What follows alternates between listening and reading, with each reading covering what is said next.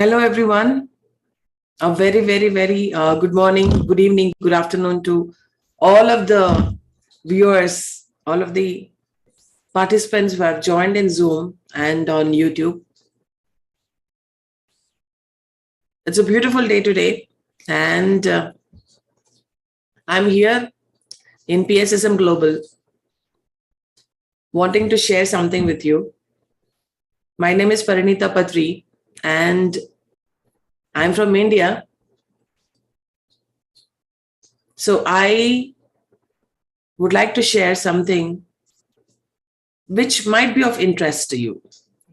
So this is something which is what I've learned recently, and I really thought that I need to share this with you because this is a very basic practical spirituality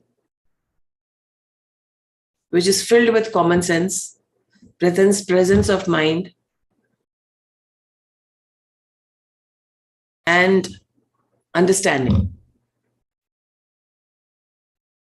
So I would like to talk about the science of presence and absence.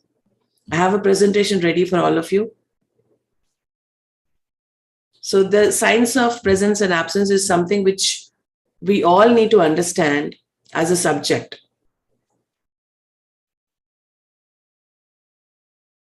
So with your kind permission, let me start this beautiful presentation which I prepared just for you.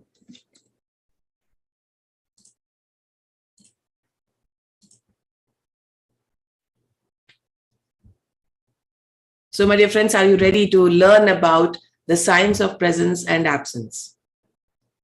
And let me tell you that this particular subject has been excerpted from the book called Education as Transformation, written by Torkom Saraydarian. So this is the science of presence and absence, my dear friends. So in order to know the science of presence and absence, we need to first understand about absence. If we know when to be absent, then we'll automatically know when to be present, isn't it? So if we all need to know where to be present, where to be, where to be there, where to be, where to feel our presence, make our presence felt somewhere. But do we know where to be absent? So if we understand where to be absent, our path of understanding of where to be present will be very clear, my dear friends. So that is where I'm going into. I hope you're with me. And this is something which we all need to learn and understand and apply in our life. This is a very practical teaching, practical spirituality, my dear friends. So let's start with the science of presence and absence. So then it starts with how to help people through your absence. How can we really help people? Can we help if we are absent? How can we help when we are absent? Is what this subject is all about. And helping people through absence is a very practical teaching, as I already said, my dear friends. It promotes inspiration, upliftment, progress in all the groups, in family, in society, in the world as such, everywhere.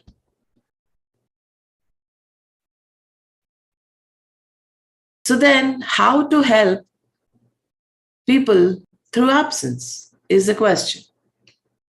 How can we help through absence? Is there a way that we being not present in a situation can help? Something to think about, something to ponder about, my dear friends.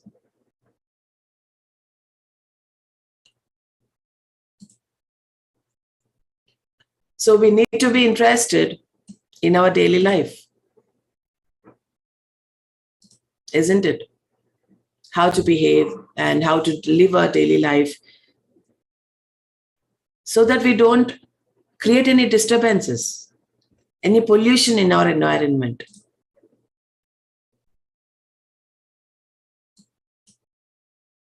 which brings blessings, inspiration, enthusiasm, and joy. And that is how our presence should be influencing. How can we live our daily life so that we can become prosperous, we can become creative?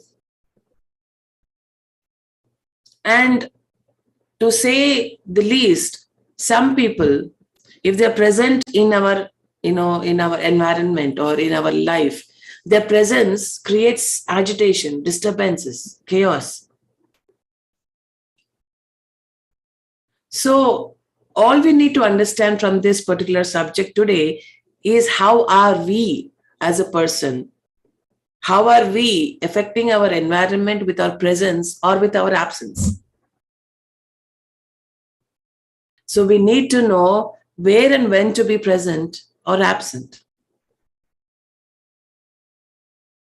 Our presence can be a blessing, our absence can be a blessing. Our presence can be a curse, our absence can be a curse. So then what is it? How to deal with this presence and absence?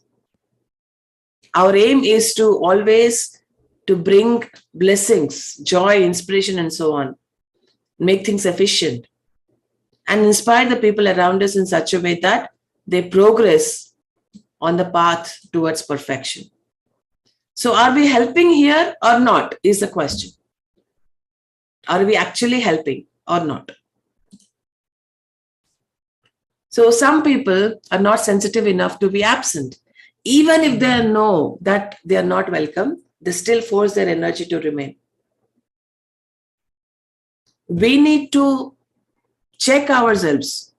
This is not a time for us to judge others. Oh, that person was like this person was like this. No. We are not here to judge others. We are here to check ourselves. Are we one of those people who are not sensitive? Are we one of those people who want to be present in every group, everything, everywhere, even though we are not welcome there? Yes or no? Are we sensitive enough to understand where to be present and where not to be present, where we are welcome and where we are not welcome? Do we force our presence or withdraw ourselves where we are not welcome? That requires some sensitivity, my dear friends. So are we sensitive enough is the question. And then there's an example where I can quote. There was a very big company or a group or something that you might call. And there was this 95-year-old woman who was not capable of taking care of the group or who was not leading the group in a progressive way.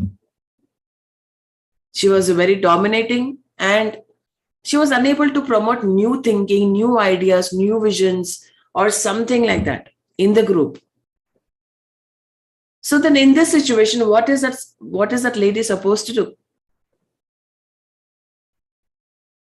And she was respected. And that's why she just remained in her position with all her crystallizations. So then if you were the 95-year-old woman, then what should you be doing? What are you supposed to do? If you're unable to work in a progressive way, if you're unable to take the organization or a group in a progressive way, it is very wise in such a case for the person to withdraw so that others can take his or her place, isn't it? So that they can take the group in a progressive way, in an uplifted manner. And one of the greatest obstacles in the world is to know that you are not worthy of leadership, but you force yourself to stay where you are and block progress. And Jesus Christ said, for such instances, that they stand at the door and neither enter nor allow others to enter.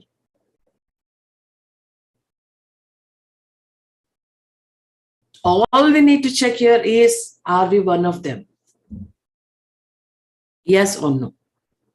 Think practically. Think very, very, very in a very grounded way. Who are you? What are you doing? Are you being that person or no? And then, practically speaking, the science of being absent has two aspects. One is negative and the other is positive. You don't have to term it as negative or positive, but two different situations where absence can be helpful. Your absence can be helpful. So as I already said, if you know when to be absent, you will know when to be present. And how can we apply this science practically, my dear friends? So let us say that there are 5 aspects where we need to be absent. Okay. The best example that I can give is about Corona. And you know that when Corona hits you, when the virus hits you, when the virus is in your body, what do? You go and isolate yourself, isn't it? Isolation is the best way to deal with the virus in our body. If you give it time,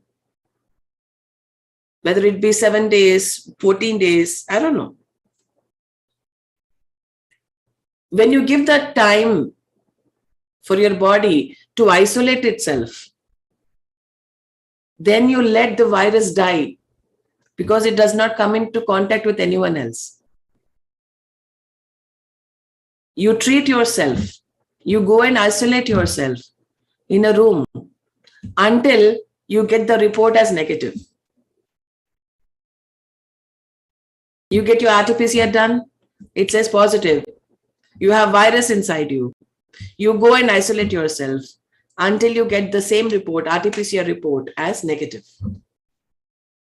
So it is the same way that we are going to deal with this.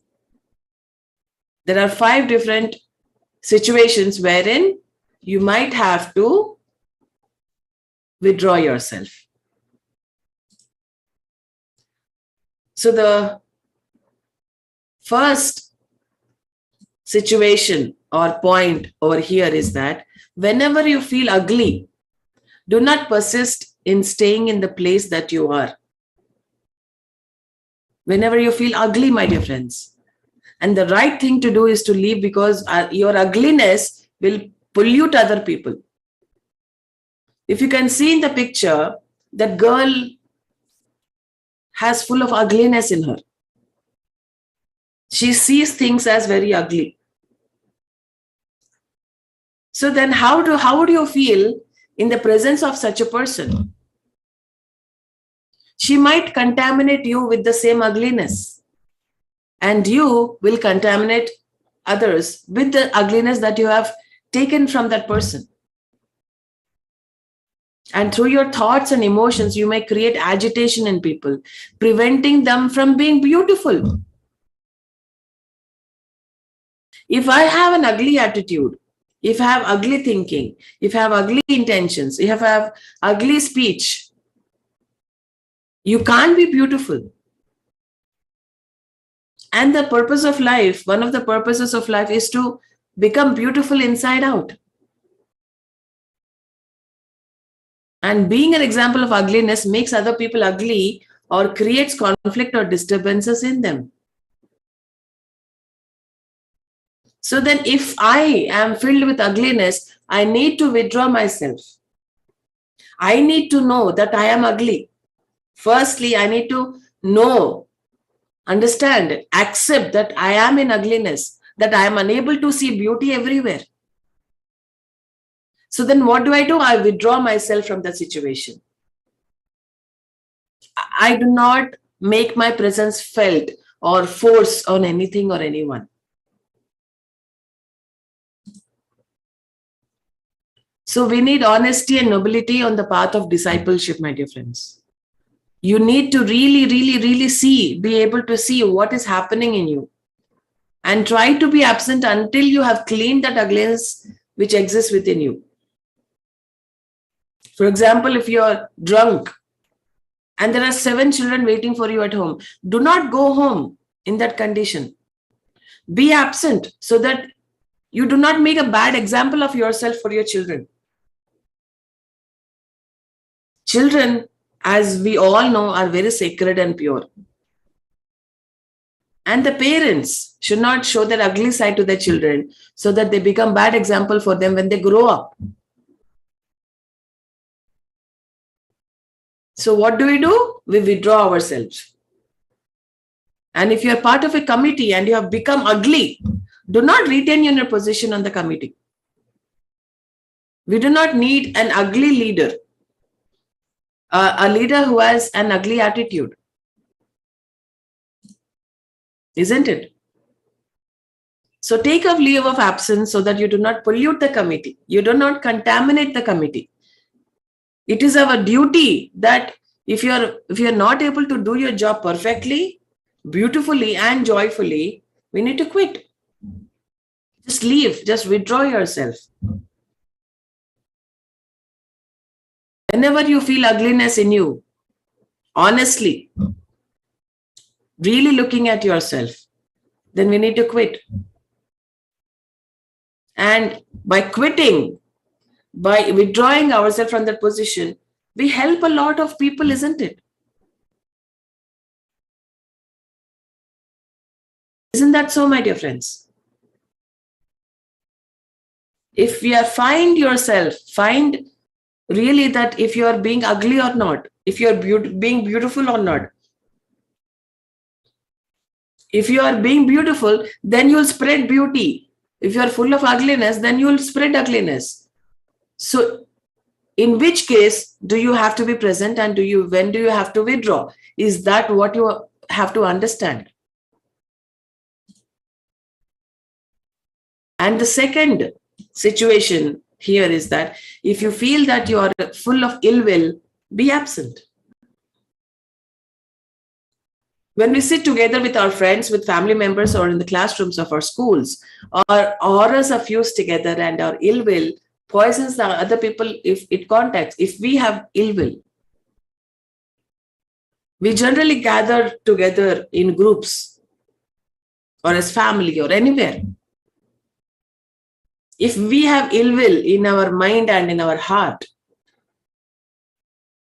our auras change, isn't it?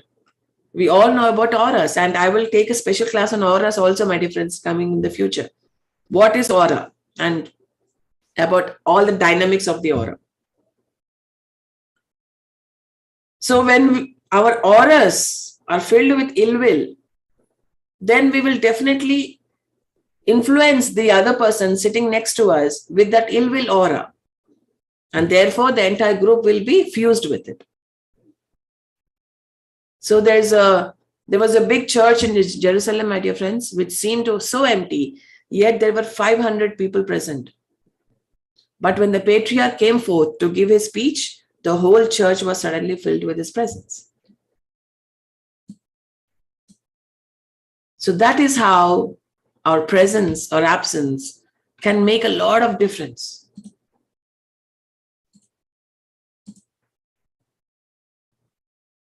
And your presence is either a blessing or a curse.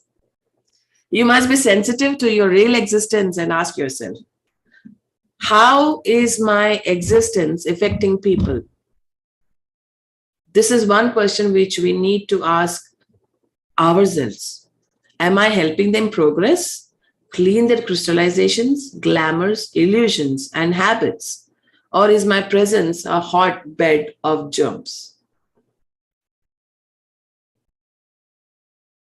This is something which we need to ask ourselves honestly and living in complete reality, my dear friends. How is my existence affecting people? Am I helping them or am I contaminating them?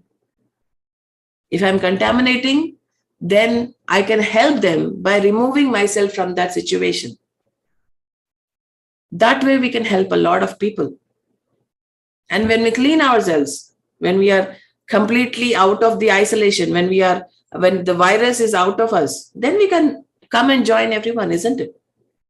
We can shake hands, we can hug each other, we can be with each other, we can eat with each other, isn't it? Corona has taught us so many things. Corona has taught us so many things, but what exactly have we learned from it is again different for different persons.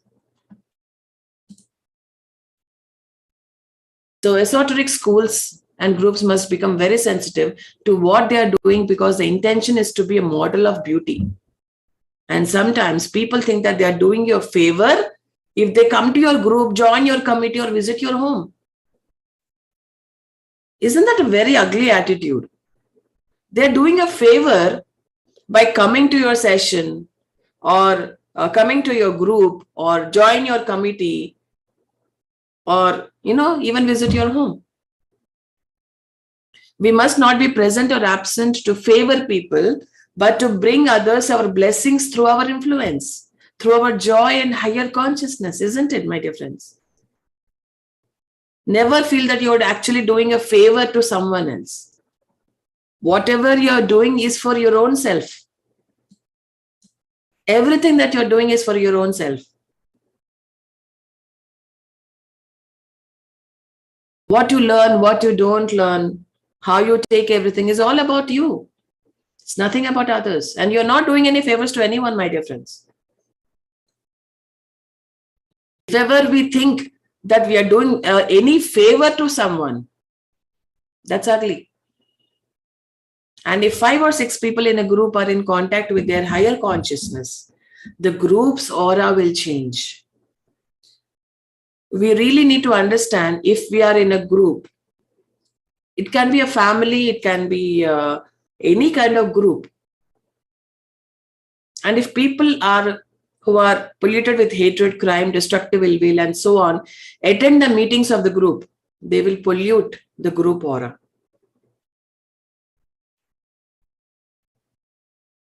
So it's like, if we have one glass of water, pure water, and if you put one drop of ink over there, the whole water will become blue, isn't it? It's just common sense.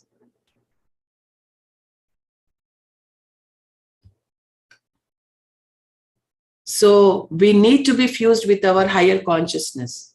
If you want your group to be filled with beautiful aura. And let's come to the third point. If you are being unrighteous, do not remain in your position. We must be very, very righteous. In whatever job that we are doing, whatever post that we have been given, whatever responsibility that we have been given, we need to be very, very, very righteous. If you feel that you are being unrighteous, take a leave of absence. What does unrighteousness mean? That this computer that we have, this mind that you have has come to repair. There's something wrong with your mind. Patriji always used to say, if we did something wrong, if we did something which is, which just doesn't make any sense, he says, something is wrong with your mind.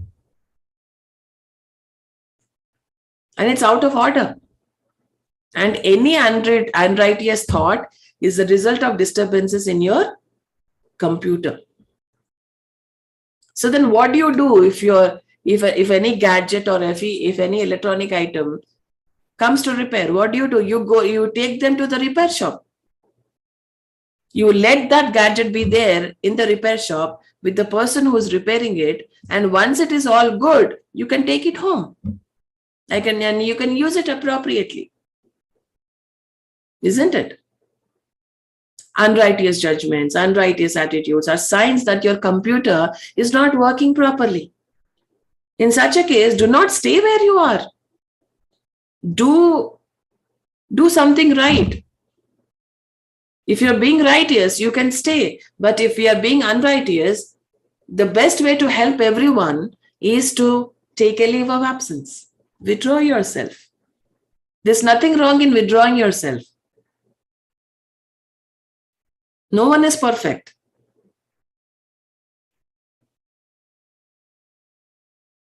Corona hits you, isn't it? And what do you do when corona hits you? You go into isolation. What do you mean by isolation? You repair yourself. That's all. In such a case, definitely do not stay where you are. Take a leave of absence and go to the repair shop. When your computer is repaired, return and say, I am healthy now. I'm healthy, so I can stay. I can be useful. I can be productive.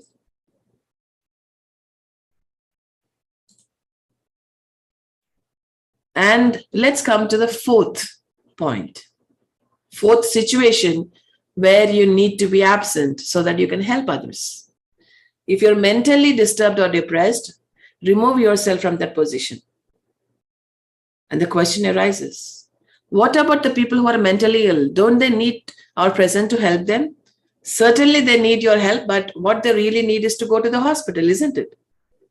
If you have 10 horses, okay, the draw carriage and one horse becomes sick. What do?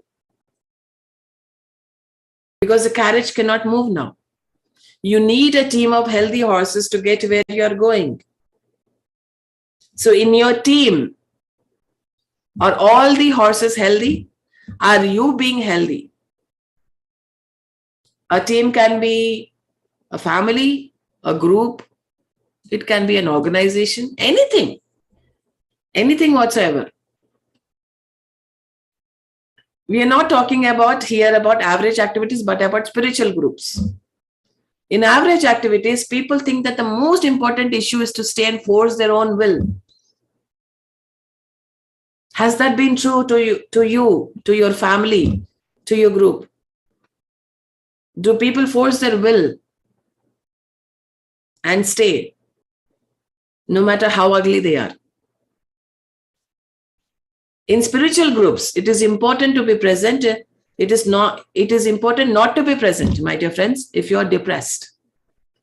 When you're depressed, do not sit down at the table and eat with your children. Do not visit your boyfriend or girlfriend if you're depressed. Do not carry your germs to them, to the group or to your family environment. Your first responsibility is to pull yourself out, heal yourself, and then return to their company.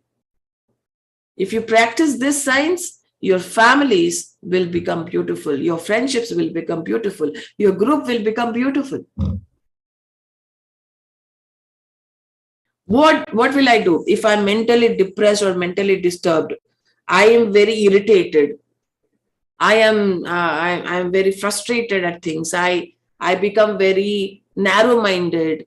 And if I come into contact with other persons, then what do? I carry my germs into everybody and I make everyone else also irritated, anxious, frustrated, narrow-minded. Am I helping them or uplifting them or inspiring them? That's the question. If I'm not able to help them, then go away. If you are helping a situation, if you are helping something, or if you are helping someone, you can stay. Otherwise, let the virus go away. That's the best thing to do. And to let the virus go away, we need to repair ourselves completely. So then there was a Thanksgiving dinner with a very, very unhappy family. The husband and wife sat opposite to each other and looked very meanly at each other during the whole meal because they were having a fight. And every moment they made scathing remarks to hurt one another. The children were depressed. Finally, the guest could not stay any longer. He said, "Please forgive me, but I must leave." Then the couple said, No, this is Thanksgiving.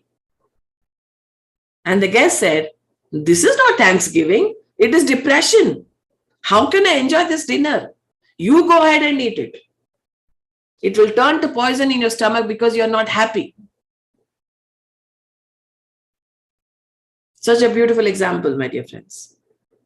And if you're visiting your girlfriend or boyfriend when you're depressed, what is he or she going to do with you? When we are depressed, we must be especially careful not to contaminate others. But then what do we do? When we are in depression, we make it a party and we spread that depression to everyone. Oh, I am so depressed. Oh, I am so this.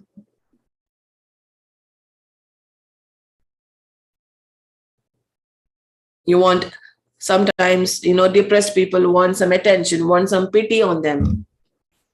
And they pull everyone into the depression. So what do we have to do when we are depressed or disturbed mentally? We need to withdraw ourselves. A lady once said, "What can I do? I'm so depressed, I feel like dying. I want to commit suicide. My husband is depressed day and night and he does not smile or talk. He just sits there. That's it." And Torkom Saraydarian advised her to seek professional help because his depression was affecting her so much that they were both depressed now. Do not pollute your family or group with your depression. Take a leave of absence. Go to the mountains or to a lake and swim. Go to a psychiatrist or a psychologist and heal yourself. Somebody once said to Torkom, "I have read the Bible 5 times. He said, "Who cares how many times you have read the Bible? Can you cooperate with your family? That is the real Bible." So take a leave of absence, my dear friends. Go to the mountains. Go to nature. Go to forest. Go to a lake. Refresh yourself. Rejuvenate yourself. Heal yourself. And then come back. Or as it's being said here, you can go to a psychiatrist or a psychologist.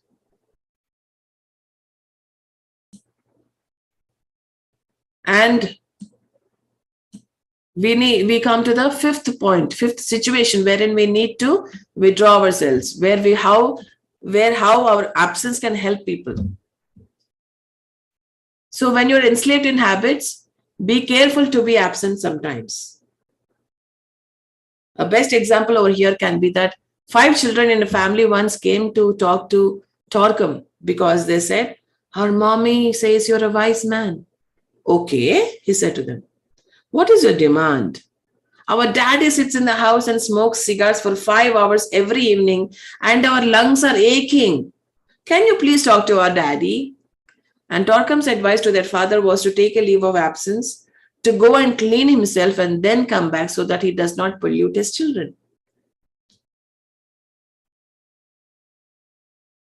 He asked the father to solve his problem, because only if he can solve his problem can he help his family. Being there in the situation, even though when we're having a problem, does not help anyone, isn't it?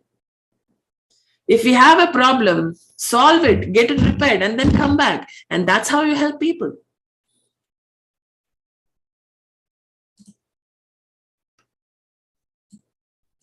And here we can say that sensitivity requires from you that you're sensitive to whether or not you're increasing the joy, progress, and health of other people or damaging them. If you're damaging them, do not continue. Take a leave of absence. Go to the repair shop. Go to nature. Go to a psychologist, psychiatrist, I don't know. However, get rid of all the virus and come back. You can come back.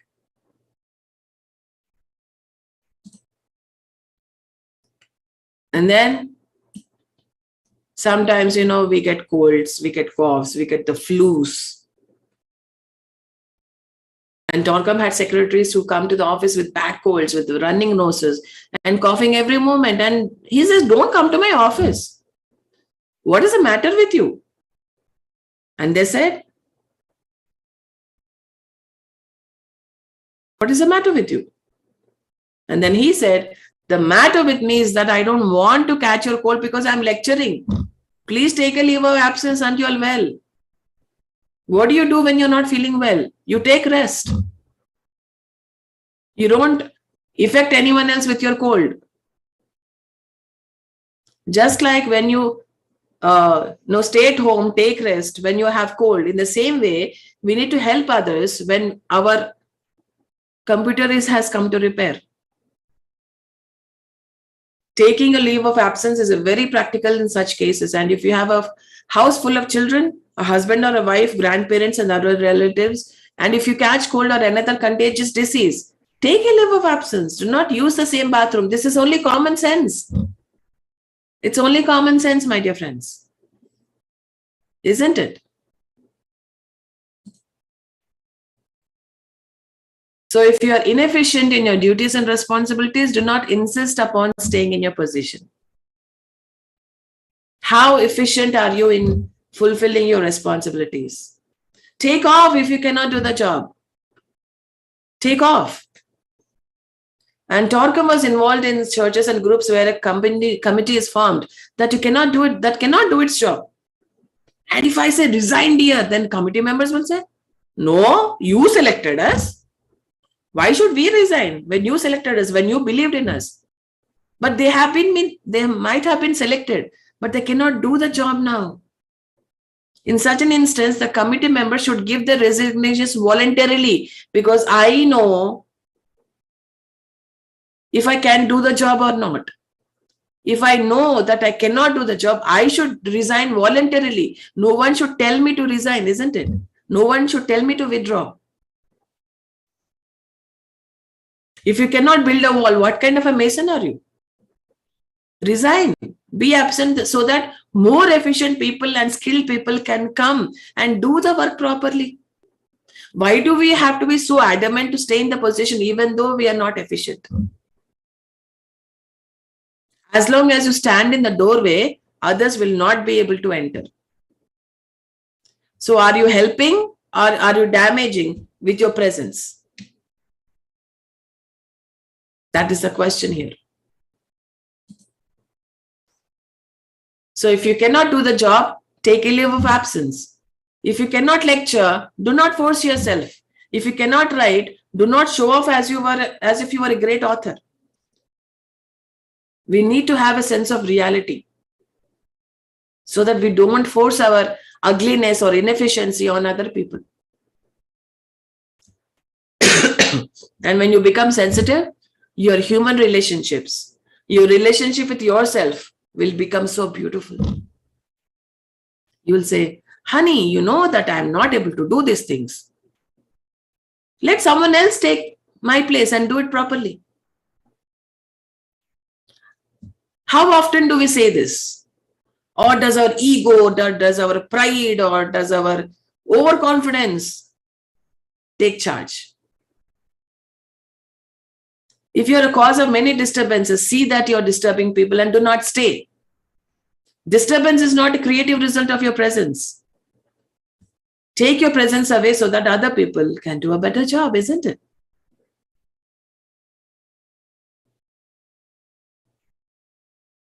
The whole concept is that how are we helping others?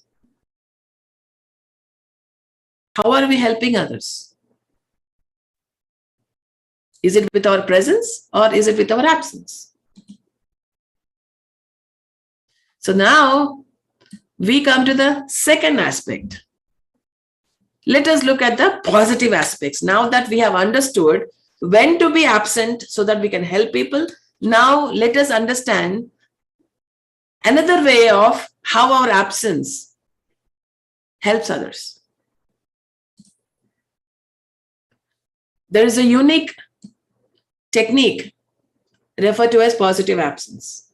If you have a friend in a far-off country that needs your help and cannot be there, you can help him or her in your absence by sending blessings, prayers, good wishes, light, energy. You're absent, but through your absence, you can heal him or her and you do not demand any recognition. Only when you are present, you demand recognition. You can say that, oh, I have taken care of her or him, and that is why that person has become well. You can take the credit. But in your absence, when you help them, you don't have to take any credit. And from this, your power comes. You can perform absence healing and absence enlightenment. And when I say healing, my dear friends, it is not interfering in others' karma, but you just send good energies, good blessings, good wishes. You're sending something good to them, and that is how it can help him heal himself. There are many people who cannot attend group meetings, but they write to him and ask, did you feel our presence? In spite of their absence, they were present. How is it possible? How is it possible?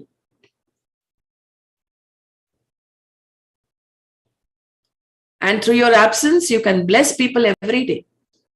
There are people in hospitals and asylums, people going through very difficult conditions. And through your absence, but with continuous practical thoughts, feelings, and blessings, you can help revive them, heal them, uplift them. You do not have to be present all the time. Sometimes your presence is not welcome, my dear friends. Even though your presence is not welcome, you can do it in your absence. Isn't that such a wonderful thing to know and understand?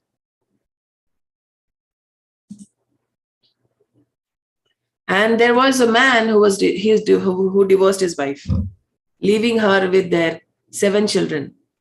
The wife was so naive, so antagonistic toward the man that he eventually decided not to visit the children any longer.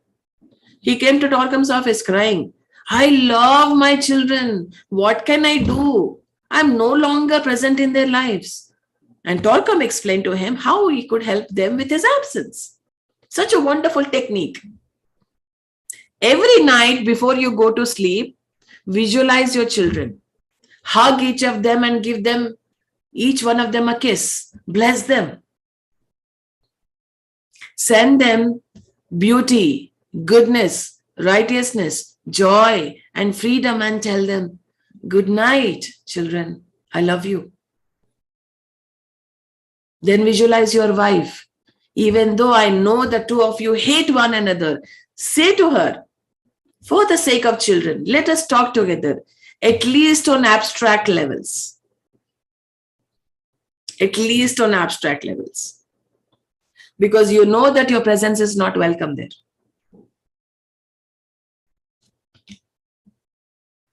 And then, what did he do? The man took his advice and reported the results. His wife and children changed. He eventually returned to his family, and there was such a joyful reunion. His wife once remarked, I don't know what happened. Something happened in heaven and my whole family changed. Oh, wow. That was miraculous, wasn't it? It was not a change occurring in heaven, but in the consciousness of her husband.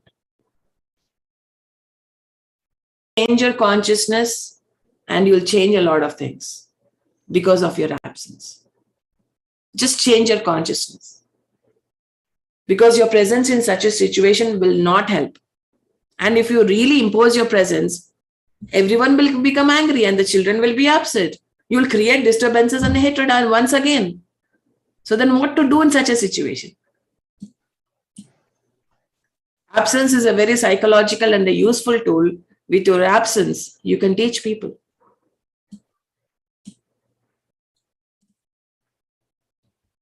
And some people think that this kind of thing is hallucination, but it is not.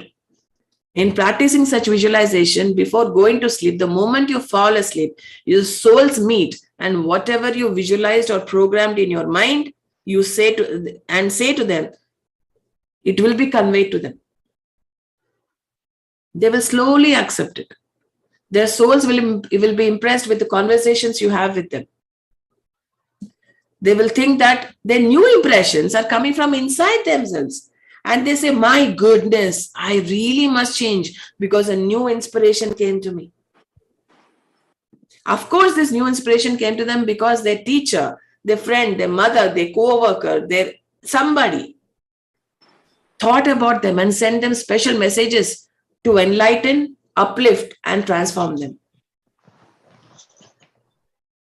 I need to give a disclaimer over here by saying that we need to use this visualization technique only to enlighten, uplift, and transform them, and not otherwise. If we do this, if we do it in any other way, then it will have adverse reactions. You will have adverse situations that you might have to face. You will face crisis in your lives because you used it otherwise. You need to use it only to enlighten, uplift, and transform them for the better, not for the worse. And you can do the same thing in friendship. For example, suppose that you are angry with a member of your family or a friend. You've had an argument to discuss the issue. At this point, instead of talking about the problem any further, take a leave of absence. How long can you keep arguing with the same person on the same topic? How do you do that? You have said everything. You have done everything. Now it is a time for absence. Absence sometimes means to finish a particular layer of activity and proceed to a higher level. You have done what you have to do in the physical aspect by praying, by being present, by explaining yourself, by arguing about everything, by fighting about everything. But it is not working. So what to do now? Go to a higher level. Now you are acting very strongly at this higher level, but without speech. Instead of physical speech, you're using thought speech, intuitive speech, and will speech. Isn't that so wonderful to know? It is so enlightening, so freeing that you can actually work things out on an abstract level, on a higher level, on a higher plane. You can work things out miraculously. Miraculously, we can work things out. So please bear this in mind that there is an intuitive speech, there is a will speech, and there's a thought speech. Please bear this in mind and use them appropriately.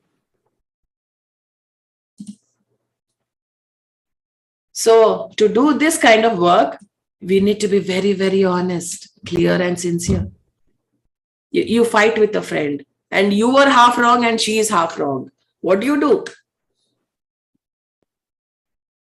In your subjective relationship, on a higher level, on a higher plane, you can say, you know what, let's sit down under the tree and talk. Let's be honest with each other. Tell her whatever mistakes you did. Allow her to tell you whatever mistakes that she did.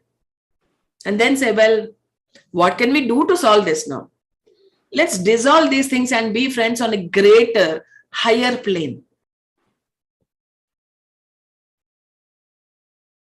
So what happens is, if you want to fill a glass with water, you need to pour from just above. And then slowly the bottom gets filled up. Then slowly the brim fills up and everything fills up. You need to pour it from above.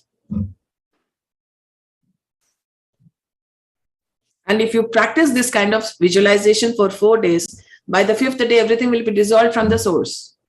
And when I say, when it's being said here that it's in 4 days or 5 days, it's in a very metaphorical way.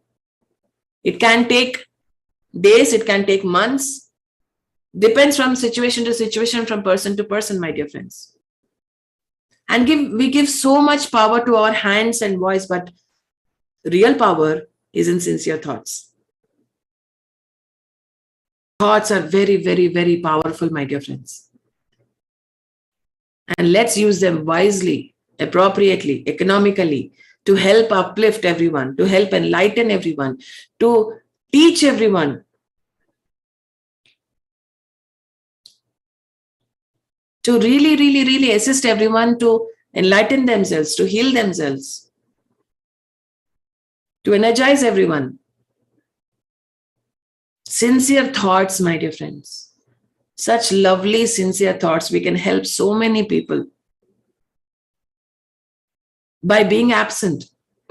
And you don't even have to take the credit for everything. There's no need to take credit. You know what? I sent my sincere thoughts. That is not being sincere. You just send sincere thoughts and you keep quiet. If that person is being uplifted, wow, you can just say wow and keep quiet.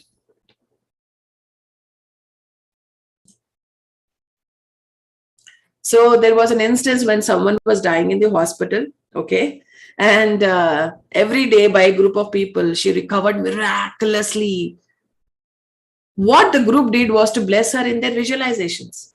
And in their absence, they held her in the light of God and inspired joy. The doctor's own statement was, she has been miraculously cured. And this is what can be done through our absence. If our presence is not helping, then we need to help with our absence.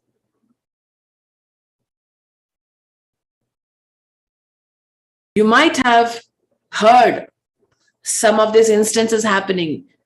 Doctors saying, wow, she has been cured miraculously. How did that happen? It can be because of their own karma. It can be because someone else sent their good wishes and blessings. It can be anything. It can be her own doing. There are many reasons that a person can be healed miraculously. Sometimes the most powerful person works in absence. Please get this into your mind. Sometimes the most powerful person works in absence.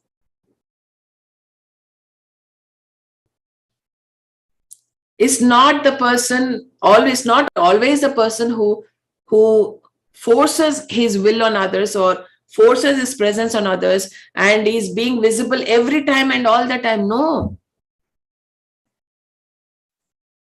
Sometimes the most powerful person works in absence.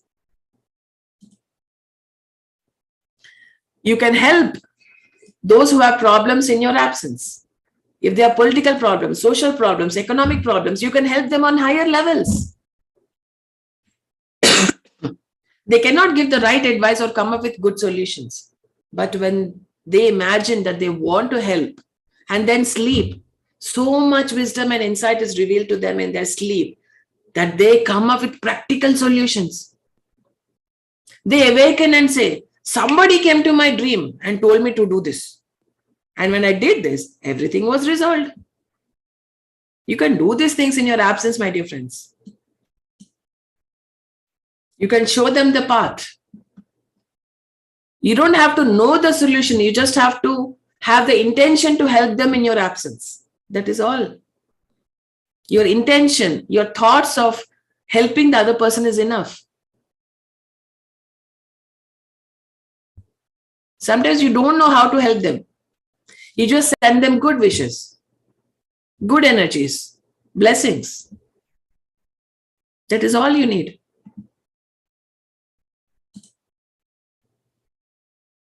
And if you do these things in your absence, eventually, let me frame this word, frame this sentence. The great ones will register you in the band of workers called invisible helpers. Let me underline this statement. Let me frame this statement for you. The great ones will register you in the band of workers called invisible helpers. And invisible helpers do not put cosmetics on wounds. They perform intricate surgery. They make you realize your stupidities and faults and then clean them. And in the real life of esotericism, there are no cosmetics or artificiality. Here in the physical world, reality, if you have a pigmentation or if you have acne, if you have pimples, oh, you can become so beautiful by putting a makeup on. But how can you do it on higher levels? You are as you are. As simple as that. And if you do something obnoxious, the teacher must not say, "Honey bunny, I love you so much." This is a crime. The teacher must make you realize that you have a serious problem or are doing something obnoxious, and then explain that there's a way to solve the problems if you promise not to fall into them again. If you promise, let me repeat that. If you promise not to fall into them again. I repeat, if you promise that you will not fall into them again.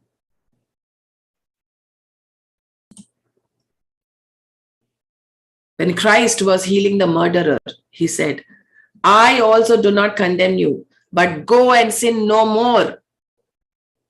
Do not repeat your sins, because if you do, the blessings, the cure that came to you will not work or may turn back with many crises."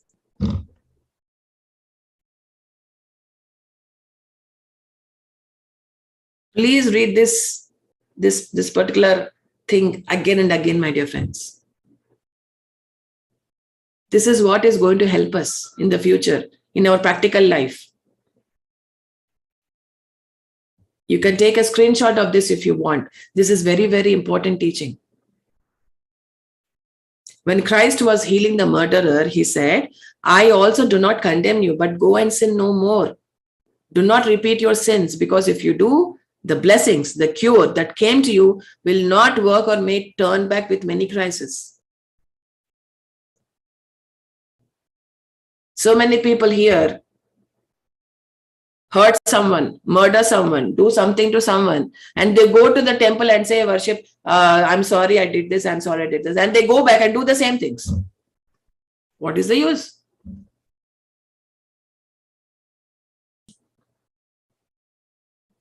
It is important to understand the science of absence and apply it to practical life. It will give you so much happiness and health because it destroys the tensions and pressures, and in the meantime, create harmony and release. And when there's harmony, release, and peace within yourself, you are in greater tune with universal energies. Because you work on higher levels, not on lower levels. You work on higher levels.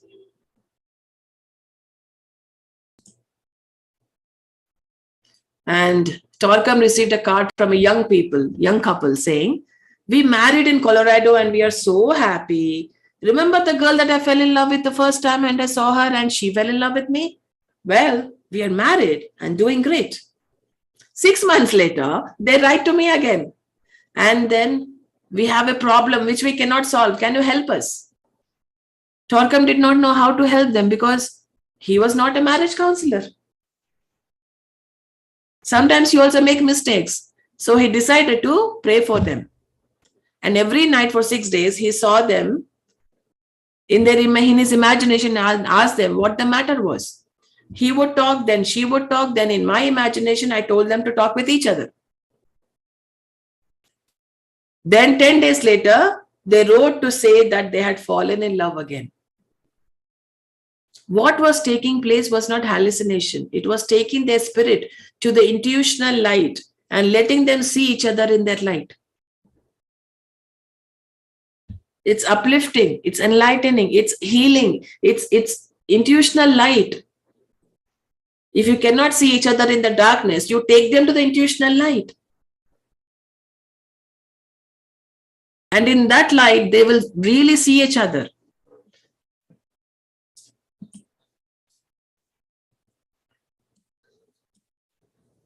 You can do these things because one of the works of a disciple is to create unity and cooperation, cleansing and purifying all the dirt that causes separation.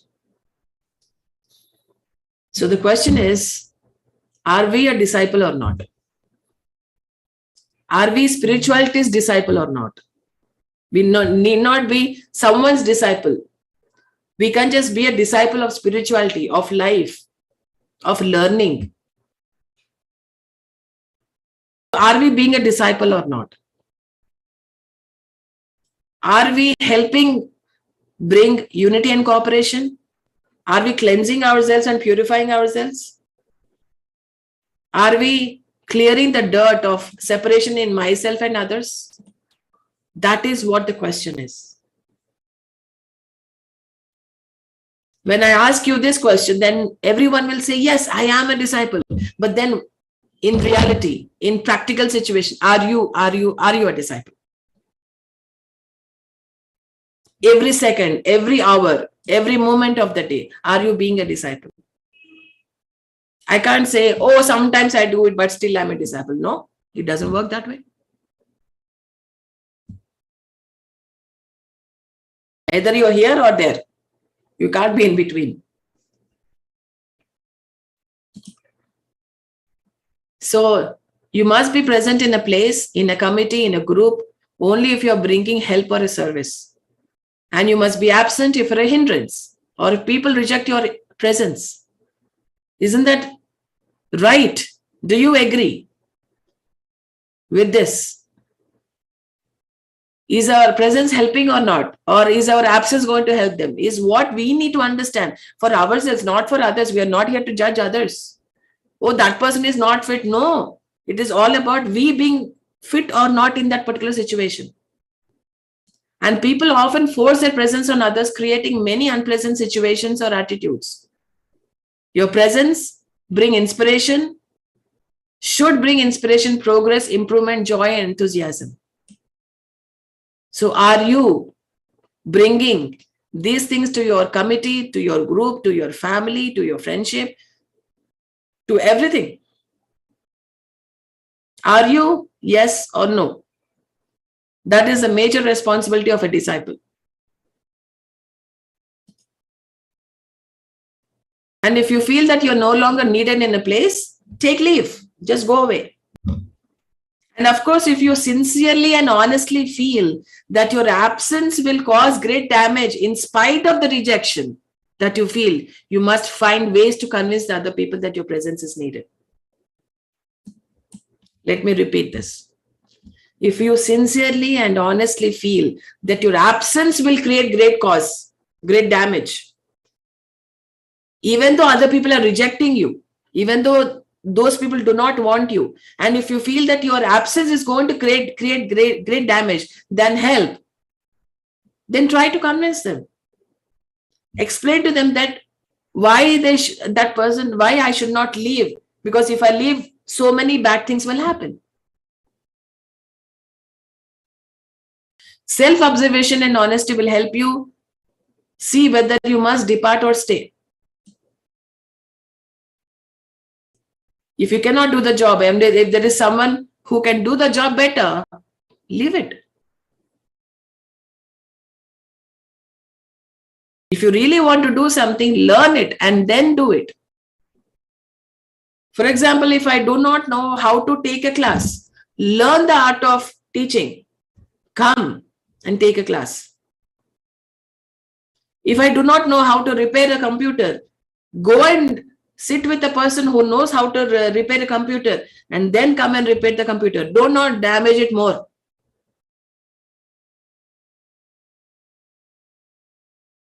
If I don't know how to paint a wall, be an apprentice. Take an internship with a person who can paint well. Learn the skill. Then come and paint the wall. Do not destroy the wall just because you think that you know something. But in reality, you do not.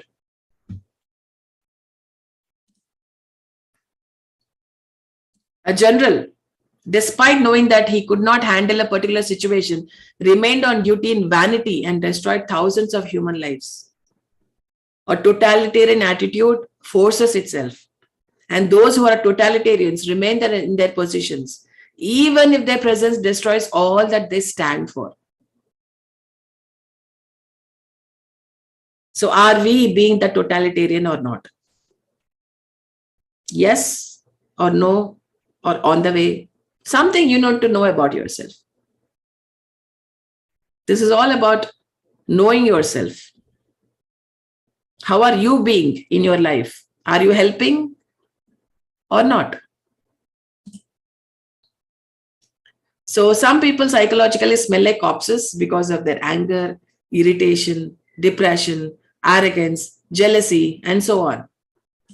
The greatest service to people that these people can perform is to try to find ways to heal themselves instead of contaminating others.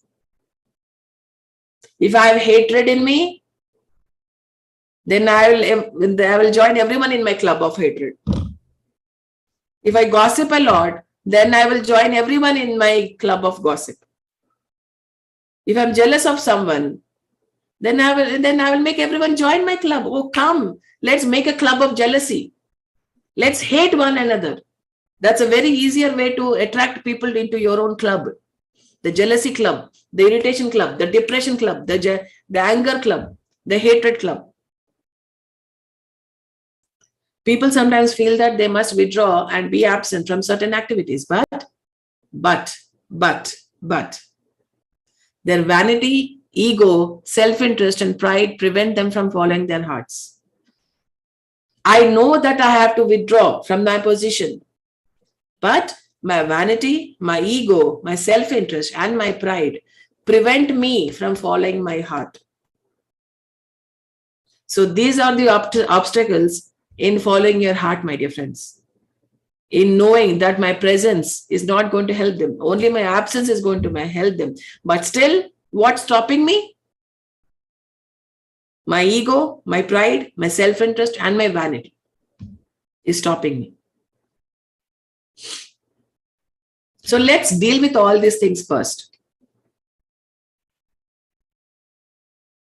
Let's deal with all these things first. See, if we want to go in a path, we need to see what kind of obstacles are there on the path. And once we remove all the obstacles, it is an easy path for us.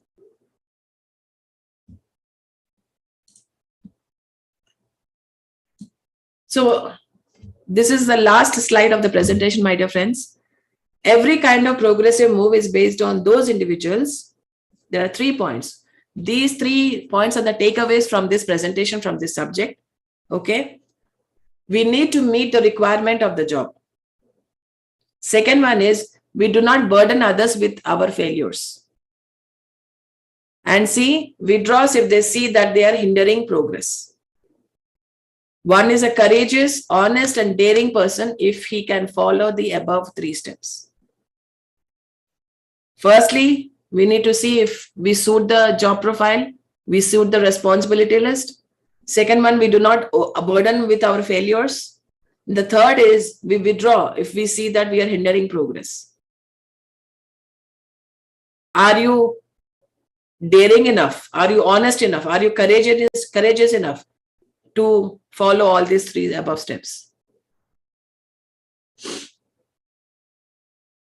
That is what we need to do and understand.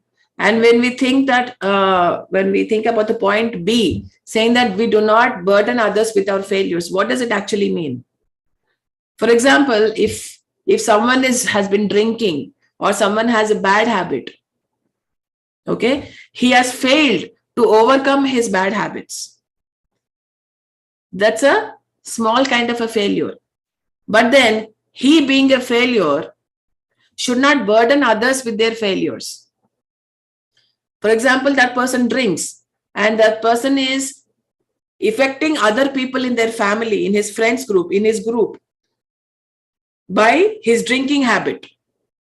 So his failure of overcoming that habit has affected his family members in an adverse way. So we should not burden others with our failures. We have failed at something in our life, we try to burden others with that. Let us not burden others with our failures. If you are a failure, let us deal with it. Let me take the responsibility of my failure and become a successful person. Or do something else so that I can be successful in that particular part. So, my dear friends, that is the presentation for today. And I hope it has helped you in some or the other way.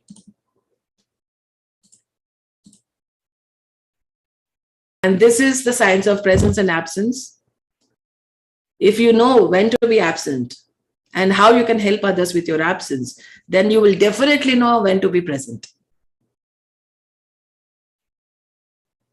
So thank you, my dear friends, for being with me over here. And if you have any questions or if you have anything to say, please feel free and you can unmute yourself.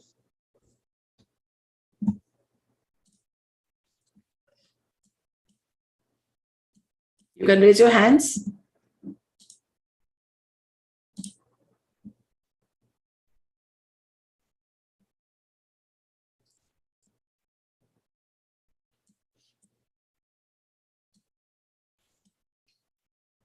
So I'm not getting any raised hands, so I don't believe that there are any questions. Yes, Shanu. Yes. Hi. Hi. I just want to thank you so much for such a beautiful, beautiful topic.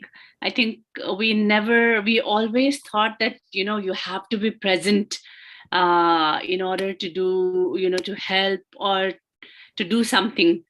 And this is the first time I'm hearing, how you can be present even when you are absent. So this is so beautiful. So beautiful. I just want to thank you so much. Thank you so much. Thank you, Shanu. Thank you so much. And I'm glad that it has helped you and opened new ways for you to help others and help yourself. So that is really wonderful. Thank you so much for sharing your thoughts with us. Thank you. I know, like my mom or my, our elders, they are always praying for us, even though they are far. I think so. They are doing that in their absence, but we never thought about it. Okay, they're praying, right? The way you conveyed your message today, it has really impacted me. And I think it's just so beautiful to be present while you're absent. So I think thank you so much. Yes. That is definitely something which we can think about. This is what happens also. So that's something. It's good to know something that we do not know, how things work out. So yeah. Thank you. Thank you so much, dear. Thank you so much. Yes, Pallavi.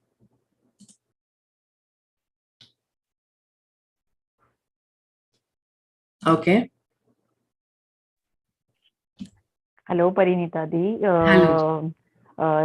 Very nice session. I just wanted to check, like, as you said in the last slide, that if you are thinking that, you are not, you are thinking that you are capable of, for that job, but if you can hinder or, with your failure. But when we take the challenge or, we be courageous, that time only we take challenge and explore that whether we will be failure or not. So it is not that, you beforehand you can predict that it will be a failure or not. If suppose I am taking a challenge in, a new era, I'm, or the new things I'm trying, going to try on my job, or before getting the job, that I am thinking that I am capable enough to get this job, and it is new thing, but I know that I can do it. Even if I don't have experience, I can do it. So in that case, what you will suggest? So the first thing is that you don't predict that you will become a failure. Definitely not. Yes. I will definitely set out saying that, yes, I want to be successful in this. I want to do this. But if you want to do a new job, firstly, you need to understand what kind of a job that you're applying to. Do you have the skills? Do you have the talents? Do you have what it needs to be to become a success in that particular job? So what you do, you go back and train yourself, or get that skills, get that talent, get that kind of insight into what you're going to get into. So then you need to go prepared into what you are going to step into, so that you know what kind of challenges that can appear in your job. And then it's okay to be a failure. It's okay to be successful. It's not about that. So what I'm saying is that if at all you become successful, very good. But if you become a failure in that, If you're not able to deliver what you're set out to do, then leave. That is what I'm looking at. See, if I have taken up a job and okay, I've acquired the skills, I have acquired the talent, I have known what to do and all that to do. But after 1 year, I do not update myself. I do not upgrade myself. I don't learn the new things. I become stuck in some place and I become a failure at doing my job perfectly, efficiently. Then I'm a failure. Then if I know that if I'm a failure, I need to leave. I need to step out so that another person who is efficient, more efficient than me, can take my place. That is what I'm looking at. I'm not saying that you will set out becoming a success or you will set out becoming a failure. No, nobody sets out to become a failure. But I'm saying that if at all you think that you're not doing something efficiently as you should be doing, leave. Learn something, upgrade yourself, update yourself, take out your virus, repair yourself and come and do the job. Who's stopping you? Who's stopping you from becoming successful? Nobody is stopping you but yourself. Yes. Yeah. Correct. Thank you. Thank you so much, dear. Thank you. Yes, Dilip Kumar ji. Sir, you should unmute yourself, sir. Yes. Hello. Yes, sir. You can listen to me? Yes, sir. Yeah. It is a very nice session and I really appreciate your efforts. One question, normally it is asked to the depressed people to mix up with the other people, go to the function, society and other things. One way, they will not contaminate if they dissociate themselves, but other way they are harming themselves, or as advised by the other people also, they will be aloof and they'll keep in themselves separate, keep in a separate room. So they will more depressed. It's not good for them, but maybe good for others because they are not contaminating others. So how to cope up with this situation? Yeah. As a family member, as a friend, you can send good wishes. You can send good energies, good blessings to that person, whoever is depressed. And for the person who is depressed, they need to work. They need to keep working. Whoever is mentally disturbed or mentally depressed need to work. 24 hours that person needs to work, because only work can really repair a person from depression, from disturbances, mental disturbances. Work. It doesn't matter what kind of work that person wants to do or should be doing. It doesn't matter. But work is the only solution for depression. And normally the depressed people, they avoid also mixing with the people, mixing with the, going to the function, going to the others, such as sessions. So is it good for them or it is not good for them? If they work alone for themselves only, so may not be good for their health, may not be good for their psychology also. What do you suggest? It depends from person to person, sir. See, all persons cannot be taken into one umbrella and say that, okay, this is this and this is what they have to do. No, each and every person has a different way of working, has different styles of working, has different situations, has different levels of depression, mental disturbances. So there's no one particular general solution for this. Depends from person to person. As I need to say, they do not have to contaminate others, but they can resolve their issue by working, and the other persons can help them by giving them energies, by sending them good blessings. Okay. Thank you. Thank you. Yes, Anushri.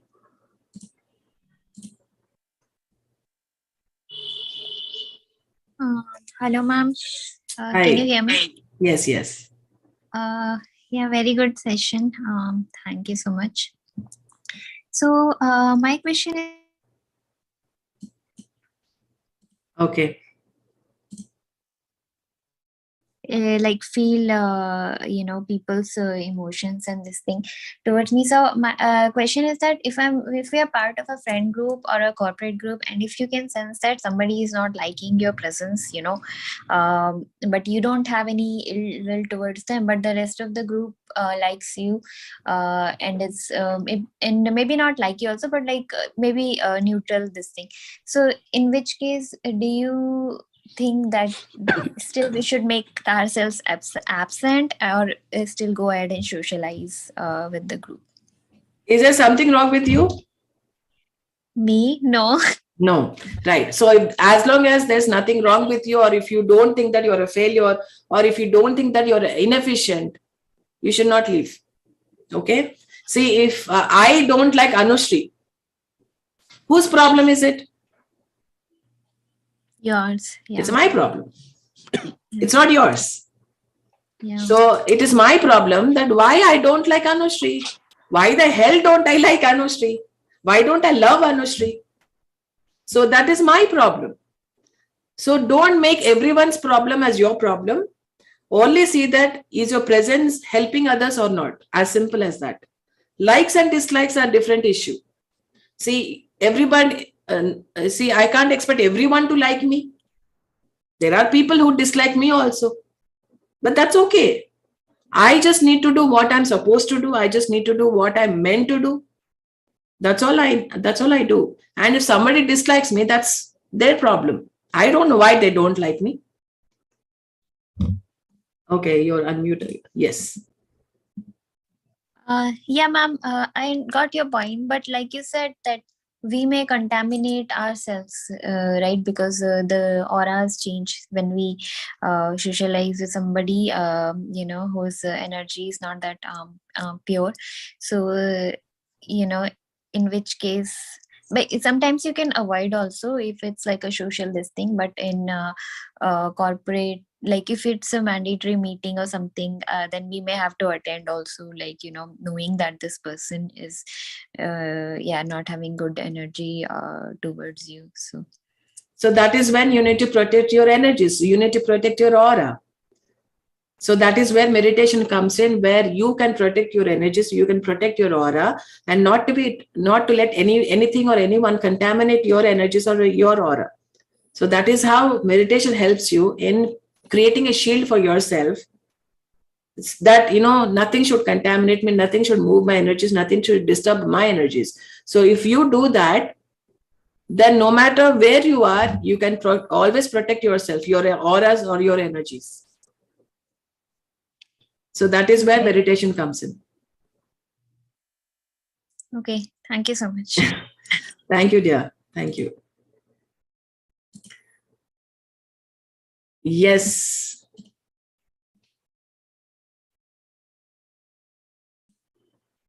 All right, friends. If everyone has asked their questions or raised their concerns about this subject. Yes, Shanu.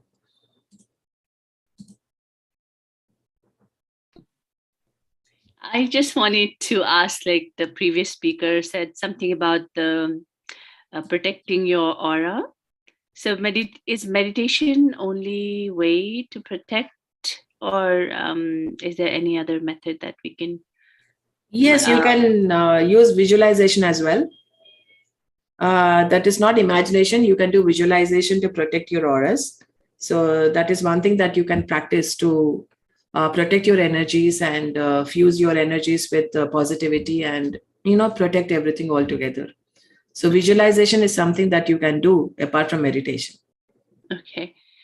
And what should the children do? Children should just meditate. I don't think they are already very pure and very sacred, and they know they're very innocent. So that is how one can do. Okay, sir. Okay, so that is what one can do for protecting their energies, protecting their auras, and just like what we have discussed right now, the visualization technique, that you can send prayers and send good wishes. In the same way, you can visualize that you're protecting your energies, and that is not a hallucination at all. That is for real. So visualization is for real, and you can actually practice the technique in a practical way. Okay. Yeah. Thank you so much. Thank you. It was a wonderful session. Thank you. Thank you, dear. Thank you so much. Thank you. Yeah. Meenakshi ji.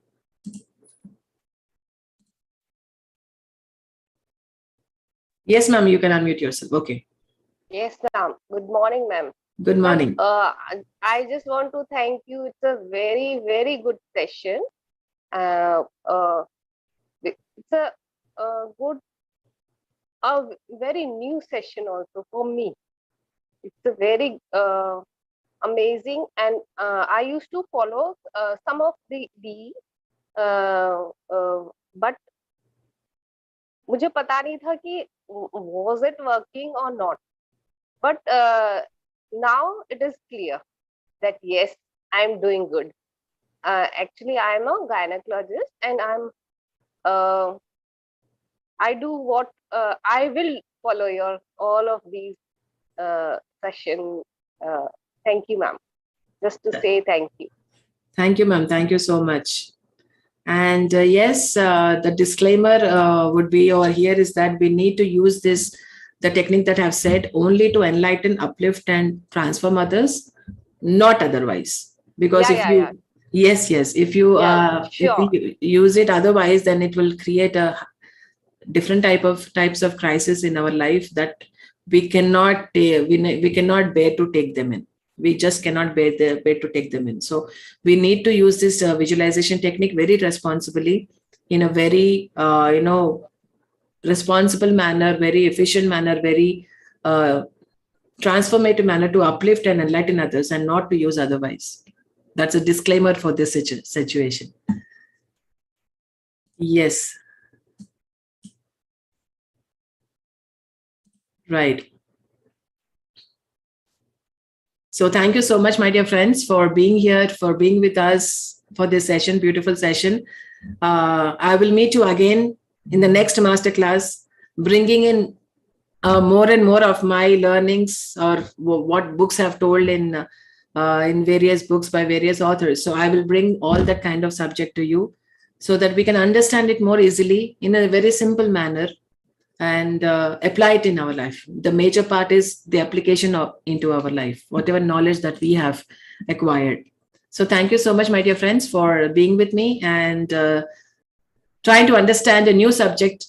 It is already on YouTube. It is going live on YouTube. So if you want to listen to it again, it's available on YouTube on PMC Global. So, and thank you so much for being here. Thank you.